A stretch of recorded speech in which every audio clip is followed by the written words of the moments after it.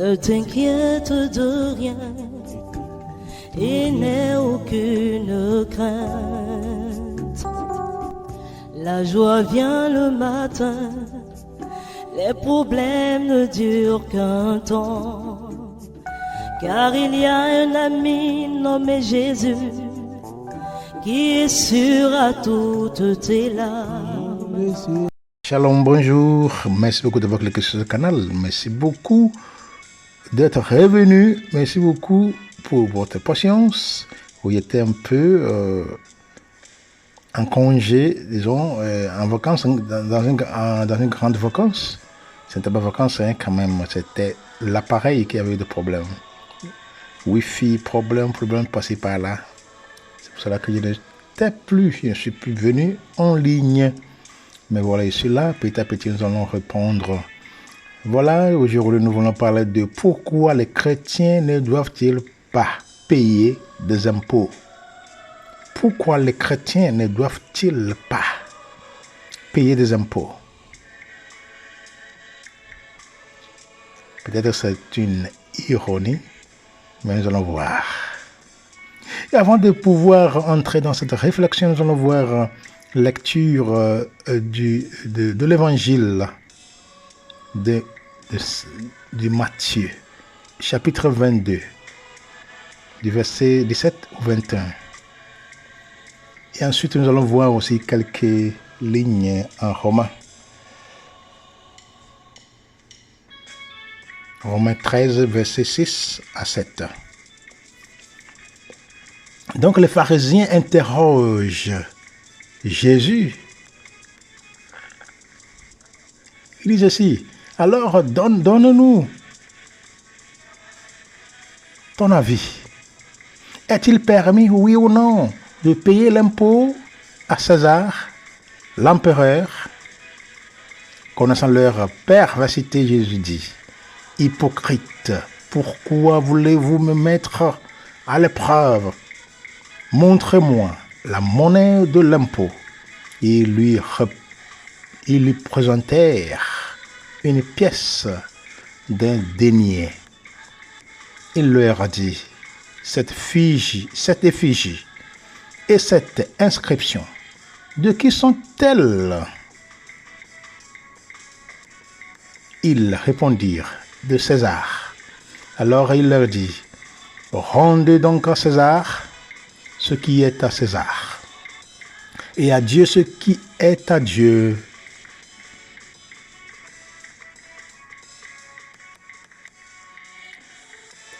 Et pour pouvoir compléter cela, et nous allons voir sur le champ et cette autre lecture qui est dans ce même sens. Romains chapitre 13, verset 6 à 7. L'apôtre Paul enseigne la même leçon à son audience. Il dit ceci: vous devez aussi payer des impôts, car les autorités sont des serviteurs de Dieu, consacrés à cette tâche. Accordez à chacun ce qui lui est dû. L'impôt, à qui vous devez l'impôt. La taxe, à qui vous devez la taxe. Le respect, à qui vous devez le respect. L'honneur, à qui vous devez l'honneur. Voilà, ces deux textes que nous venons de lire. Nous allons entrer dans cette réflexion ensemble, voir si le chrétien si les chrétiens doivent payer d'impôts ou pas. Donc les citoyens et les acteurs de l'économie locale et mondiale semblent être soumis à une multitude d'impôts. Les impôts sont impopulaires et les organismes gouvernementaux chargés de les collecter sont souvent mal perçus, qu'ils soient corrompus ou non. Ce phénomène n'est pas nouveau. Le collecteur d'impôts était déjà mal vu à l'époque de la Bible. Matthieu 11, verset 19 au 21. Et 31 au 32. Luc 3, 12 à 13.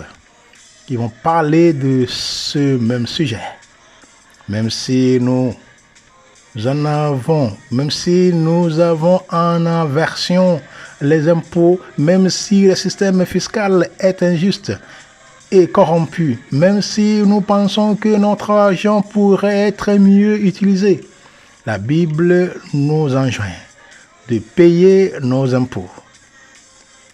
Comme nous venons de voir dans Romains, donc Romains 13, de 1 à 7, stipule clairement que nous devons nous soumettre aux autorités en place, sauf si elles nous demandent quelque chose d'immoral à la parole de Dieu. En effet, la Bible ne proscrit pas le paiement de nos impôts.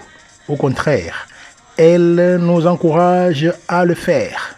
Ainsi, il est de notre devoir de nous soumettre à Dieu et à sa parole en payant nos impôts. De manière générale, les impôts sont collectés pour assurer le bon fonctionnement de la société.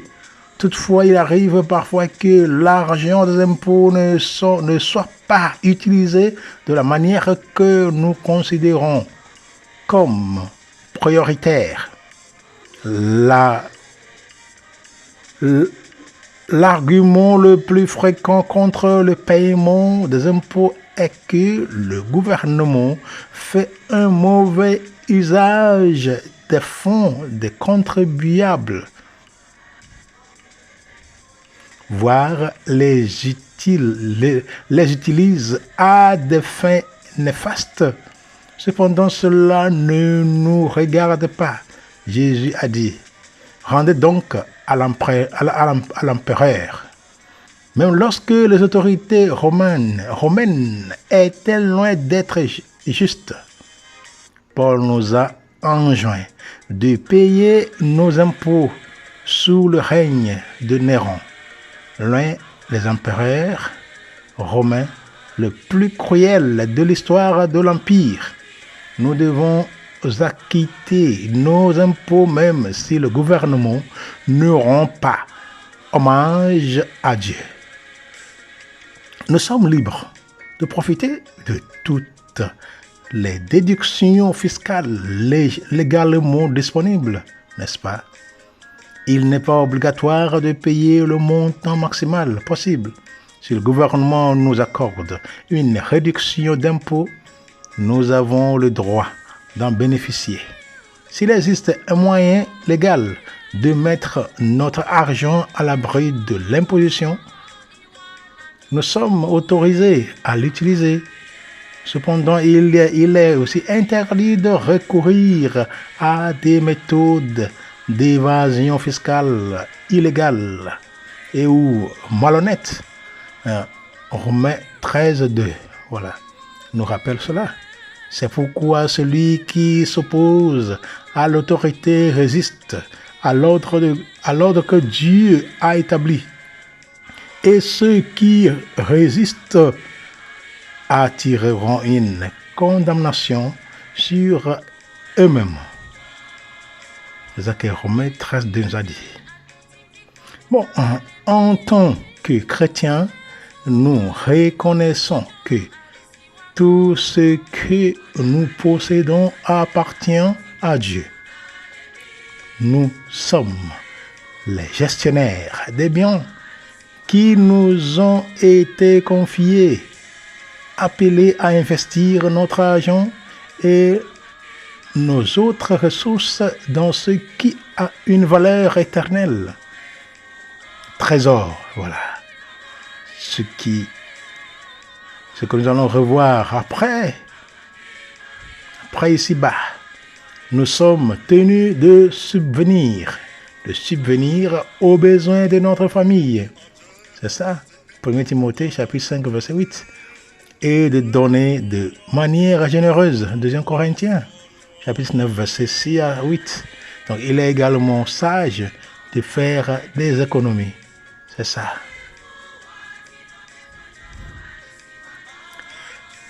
Et il est tout à fait légitime d'utiliser notre argent pour nos besoins en exprimant notre reconnaissance à Dieu pour toutes ses bénédictions, toute grâce excellente et tout don parfait viennent d'en haut du Père des Lumières, chez qui il n'y a ni changement ni ombre de variation. Jacques chapitre 1, verset 17. Aussi Colossiens 3, 17. En tant que citoyen, il est de notre devoir de payer nos impôts. Et en tant que chrétiens, nous sommes appelés à être des citoyens respectueux des lois. Mais, par-dessus tout, nous sommes des citoyens du ciel. Mais nous sommes citoyens des cieux. C'est d'eux que nous attendons notre Sauveur, le Seigneur Jésus-Christ. Philippiens 3:20. Donc si nous cherchions à réduire nos impôts, cela devrait être dans le but d'investir l'argent ainsi économisé dans le royaume de Dieu pour des choses ayant une valeur éternelle. D'autre part, mes frères et sœurs en Christ, nous le savons que l'Église n'est pas en l'air. La société était là avant l'Église, n'est-ce pas? La société est là avant l'Église. Franchement parlant, chacun de nous sait très bien que la société est là. L'Église est de la société. L'Église provient de la société. La source de l'Église que nous voyons physiquement est la société. Ce sont les hommes politiques qui font partie de l'Église, qui sont des chrétiens, qui jouent des rôles spirituels que physiques. Vous voyez?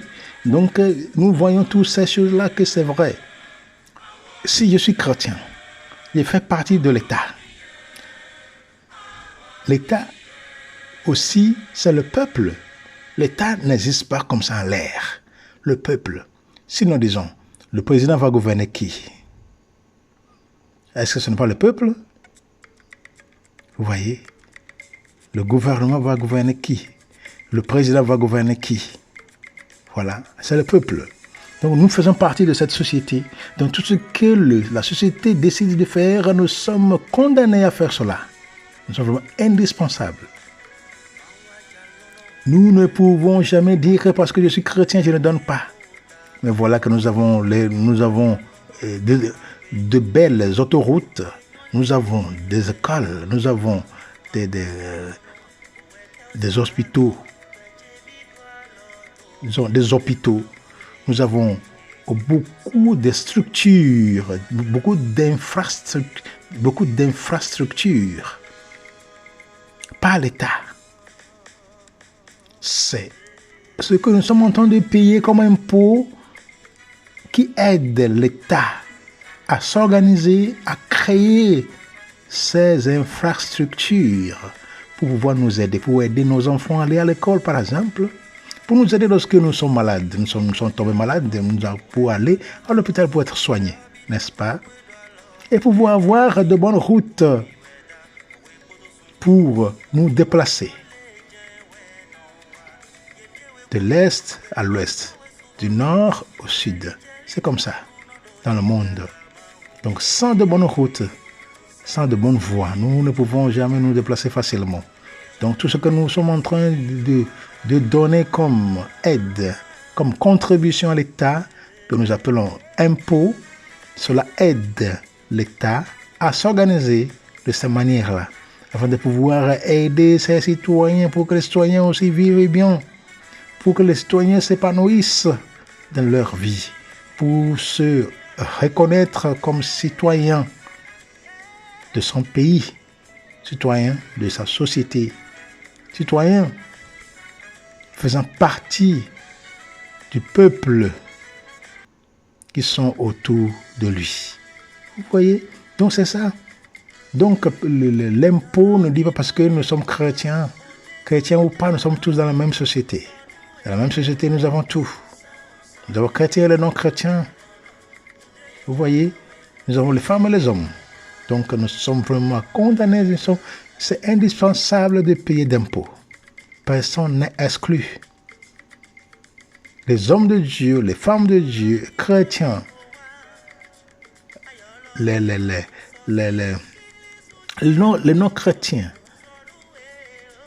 tout homme né, tout homme conçu est né d'une femme qui aussi vit sous le soleil pendant le jour et sous la lune pendant la nuit, qui aussi boit de l'eau, qui mange du sel, du sucre, du piment, vous voyez, qui respire aussi de l'air, qui boit de l'eau, qui utilise le feu, qui marche, qui vit sur cette terre, qui fait tout le mouvement comme tout le monde, voilà, ayant l'eau, le sang dans son corps, fait partie de la société. Et donc, est indispensable de payer d'impôts. Nous ne pouvons jamais nous échapper. Donc, c'est une doléance, comme Jésus a dit, donnez à César ce qui appartient à César, l'empereur. Donnez à Dieu ce qui appartient à Dieu. Il faut se balancer, nous sommes vraiment capables. Nous sommes les hommes doués, les hommes et femmes doués que le Seigneur lui-même a créés dans ce monde. L'homme change selon la situation, selon l'environnement. Ce que nous écoutons, ce que nous voyons autour de nous sont toujours appelés à pouvoir répondre en conséquence positivement. Donc l'État a besoin de nous, nous faisons partie de l'État. Le gouvernement, nous faisons partie. Le pays, nous sommes des citoyens. C'est nous qui constituons l'État. Nous parlons d'État. L'État de chaque pays, l'État américain, les États africains. C'est les hommes et femmes qui constituent ces États-là. Donc nous sommes vraiment invités à pouvoir prendre conscience de cela. Si nous voulons bien nous épanouir dans la société, sans être problème, barrière pour les autres, il faut que nous entrions dans le même dynamisme que tout le monde dont Jésus a déjà parlé. Et Saint Paul a clôturé. Il dit qu'il faut donner ce qu'il faut à chacun. Vous devez aussi payer des impôts, car les autorités sont des serviteurs de Dieu consacrés à cette tâche. Accordez à chacun ce qui lui est dû. L'impôt à qui vous devez l'impôt. La taxe à qui vous devez la taxe. Le respect à qui vous devez le respect. L'honneur à qui vous devez l'honneur. Voilà. Merci beaucoup d'avoir prêté attention. Il ne faut pas oublier de continuer par liker, par vous abonner, par contribuer, partager, commenter. Merci beaucoup et soyez toujours bénis. Shalom, shalom, shalom.